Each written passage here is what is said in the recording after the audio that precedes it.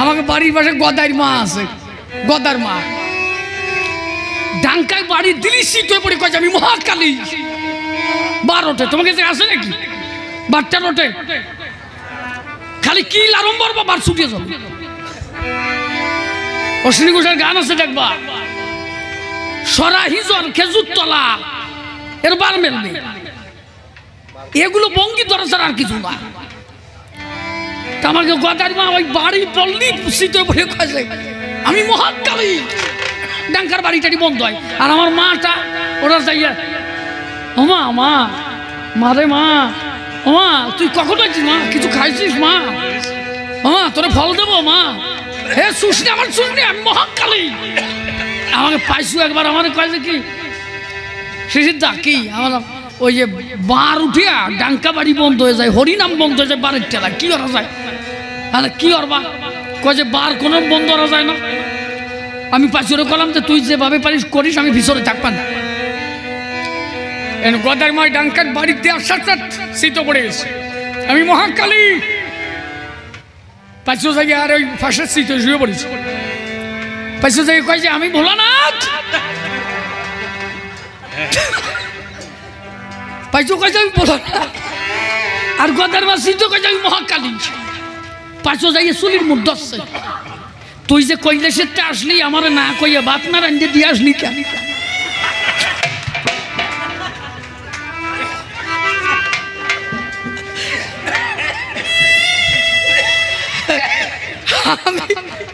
আমি যে না খাইয়া এই যে কৈলাসে পড়িয়ে রয়েছি, তুই ভাত না রান্ধে দিয়ে আসলি কেন? চুলির মুখ ধরিয়ে ডিপ আরম্ভ হয়েছে। কয় ডিপ দেওয়ার পরে গদার বা কাছে পাইছো সারিয়ে দে আমি গদার বা।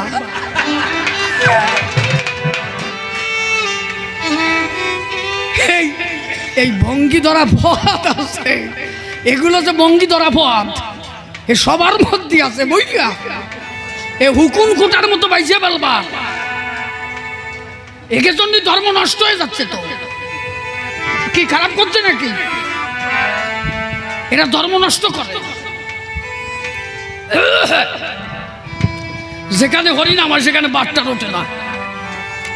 অনেক কালী আসে, দুর্গা আসে, মনসা আসে, এরা আসে শুনতে আসে, এরাও ভক্তের সঙ্গে হরিনাম করতে আসে। ওরাও চায় হরিভক্তের সঙ্গ পেতে, ওরাও আসে ভক্তের সাথে শ্রীহরির চরণ দর্শন করতে আসে।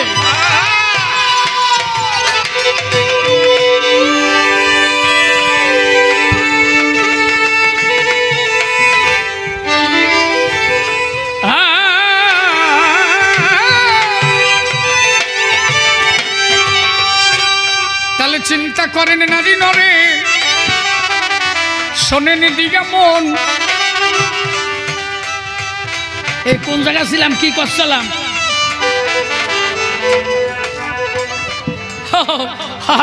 সেই লব কুশি করছিলাম, ওরা তো ধরার রেট হয়ে গেছে।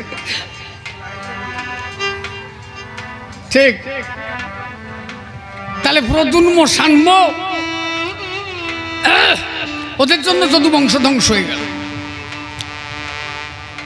এইবার যদি বলো গুরুচাঁদ ঠাকুর নিজে আসরিয়া ধর্ম শিখালো, উমচরণে দিয়ে জগৎকে শিক্ষা দিল। দেখ, জন্মিলেই শ্রেষ্ঠ হয় না, কর্মের দ্বারা শ্রেষ্ঠ হতে হয়। দুটো ছেলে, একটা ছেলের নাম নাই, আর একটা ছেলে জগৎ বিখ্যাত স্বয়ং ভগবান গুরুচাঁদ, কর্মের দ্বারা ধ্বংস হয়ে গেল। কত বড় বিচারক ভগবান, তারে কবা না তোমাকে যা ভালোবাসিছে, কোন ভগবান এইটুকু ভালোবাসে দেখাও যে। আসেনি শশী তোরা চেনে নাই না?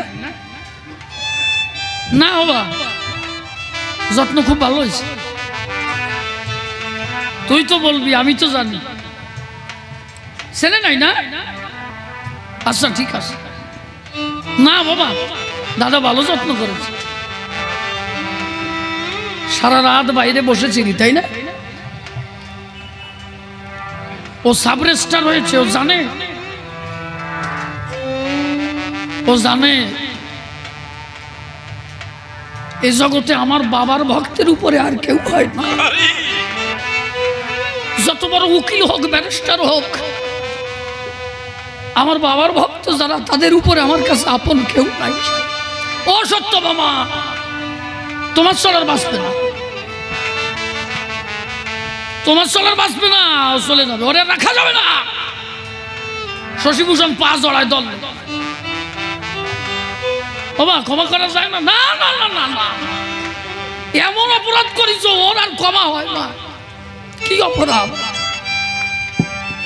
এমন জায়গায় অপরাধ করেছ, এই অপরাধের ক্ষমা হয় না। অন্য কোনো অপরাধ করলে ক্ষমা করতে পারতাম। আজকে যদি তোমার ক্ষমা করে যাই, তাহলে আমার বাবার ভক্তদের সবাই অপমান করবে, জানবে হরিচান ক্ষমা করবে না। এই জন্য তোমারে মেরে দিয়ে গেলাম, যাতে আমার হরি ভক্তের কেউ অপমান না করে। বাবা এমন ভগবান বাবা। এই কাকে ঠাউর কও, কাকে ঠাউর কও, ঠাউর কয় তো সেই তো বলো, কারে ঠাউর কও? গুরুচান ঠাকুরের নামে মামলা হলো, ব্রিটিশ সরকার মামলা দায়ের করলো। ওরা কান্দি এত টাকা আসে, একটা টাকা ট্যাক্স দেয় না। নিজে ব্যবসা করিয়া ব্যবসার থেকে 20 টাকা ব্রিটিশকে ট্যাক্স দিয়ে বলেছিল, শোনো আমার নিজের গাঠির টাকা ইনকাম করিয়া ট্যাক্স দিয়ে গেলাম, আমার বাবার 1 টাকাও দিই নাই। ওরা কান্দি যে টাকা আসে না, ও টাকা হচ্ছে হরিকল্প বৃক্ষে জন্মায়, ওটা হরিকল্প বৃক্ষের টাকা। আমার বাবা হচ্ছে কল্প বৃক্ষ, ভক্তরা ওই বৃক্ষে দিয়ে যায়। ওই টাকার আমার যেমন অধিকার নাই, তোমারও কোনো অধিকার নাই। একমাত্র ওই টাকা আমার হরি ভক্তের টাকা, আমার ভক্তের টাকা, ভক্তের টাকা।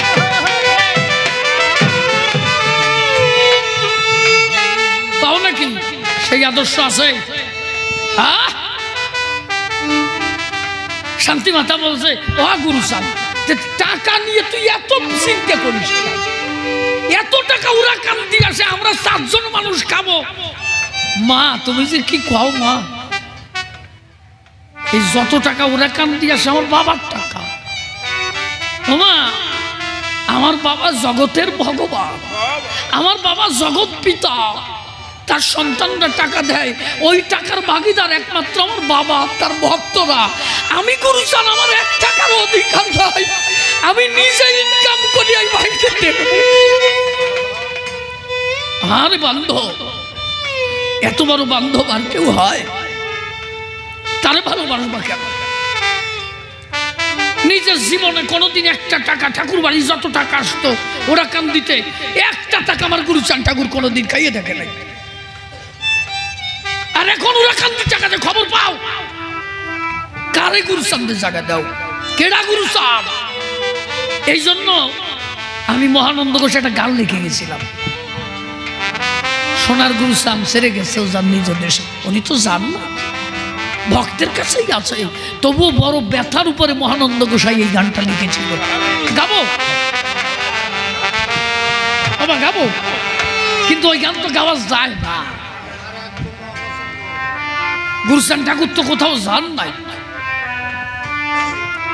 উনি তো আমাদের মধ্যেই আছে, কিন্তু হয়তো উনি ব্যথায় ওই গানটা লিখে গেছে। কারণ উনি কখনোই আমাদের ছেড়ে প্রত্যেকটা ভক্ত, উনি বলেছেন অশ্বিনী রে তোর গান যেখানে হবে আমি সেখানে বসে থাকবো। তাহলে উনি যান কোথায়? যেখানে হরিভক্তের আগমন হবে সেখানে উনি বসে থাকবেন। তাহলে সেই আদর্শ এখন আর আমরা পাই না। এই পতিতের জন্য যেভাবে লড়াই করেছিল 1872 সালে ব্রিটিশ সরকারের বিরুদ্ধে, সার্বিক উন্নতি সাধনের জন্য, সার্বিক শিক্ষার কারণে গুরুচাঁদ ঠাকুর প্রথম আন্দোলন গড়ে তুললেন, যে আন্দোলনের ফলে ব্রিটিশ সরকার পর্যন্ত নড়ে গেছিল। ব্রিটিশ সরকার বলেছিল গুরুচাঁদ ঠাকুরকে, তুমি স্কুল করো, তোমার জাতিকে বলো স্কুল করতে, যে কোনো জায়গায় স্কুল করবে আমরা পরবর্তীতে পারমিশন করে দেব। তখন গুরুচাঁদ ঠাকুর আদেশ করেছিল নমশূদ্র সমাজে, শুধু নমশূদ্র সমাজ না, তেলি, বালি, কর্মকার, কুম্ভকার, এই কোন মোকার নাকি তাঁতি পদ মালো যাইয়ে এই যে পদ আছে না আসলে পদ ওকে নাই বোধ হাসিয়া পরে এ সব গুরুস্থানটাও দিয়েছে এরা এখন জাহিরি দেয় এরা গুরুস্থানটাও দিচ্ছে না বুঝিয়া এই সব গুরুস্থানটা করে রাতের মানুষ খালি আদিবাসীদের জন্য 1000-এর উপরে স্কুল করেছিল গুরুস্থানটা আদিবাসী সম্প্রদায়ের মানুষের জন্য।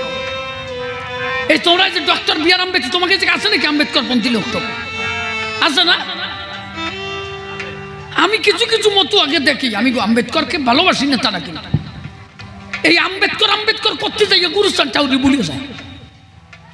গুরুস্থান ঠাকুরের জন্ম 1846-এ 13ই মার্চ, আর আম্বেদকরের জন্ম 1891, 45 থেকে 46 বছরের ছোট আপ ডাউন। গুরুস্থান ঠাকুরের যখন আন্দোলন আদি কমপ্লিট তখন আম্বেদকরের সূচনা। আম্বেদকরের পাইয়ে কইতে গুরুস্থান ঠাকুর যদি আরে জায়গা না করিয়ে দিত।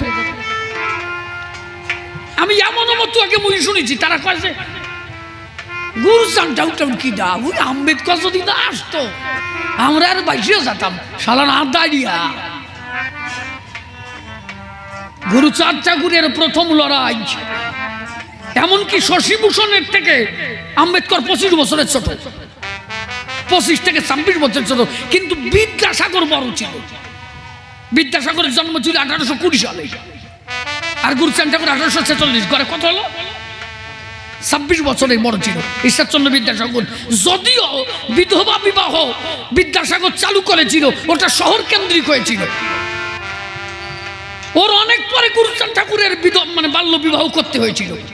যে বাল্য বিবাহ উনি বিদ্যাসাগর বাল্য বিবাহ তুলে দিয়েছিল, কিন্তু পরবর্তীতে গুরুচাঁদ ঠাকুরকে কিন্তু করতে হয়েছিল, কারণ তখন ওই আন্দোলনটা ছিল শহর কেন্দ্রিক, গ্রামের মানুষ এইটা নিত না। কিন্তু পরবর্তীতে 1911 সালে গুরুচাঁদ ঠাকুর উরাকান্দি পালনের সময় মতুয়াদের বলেছিল, শোনো বাল্য বিবাহ বন্ধ করতে হবে, মতুয়াদের মধ্যে আর বাল্য বিবাহ হবে না, বিধবা বিবাহ চালু করতে হবে। ওই তোমাকে এই জায়গায় আছে নাকি?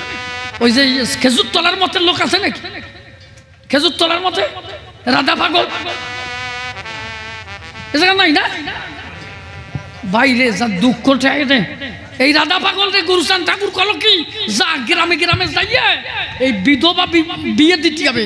যদি বিধবারা অল্প বয়সে বিধবা হয়, ছেলে যদি বিয়ে করতে পারে, ওই মেয়েটারে বিয়ে দিবি না কেন? এটা সমাজ নষ্ট হয়ে যাবে, বিয়ে দে যা।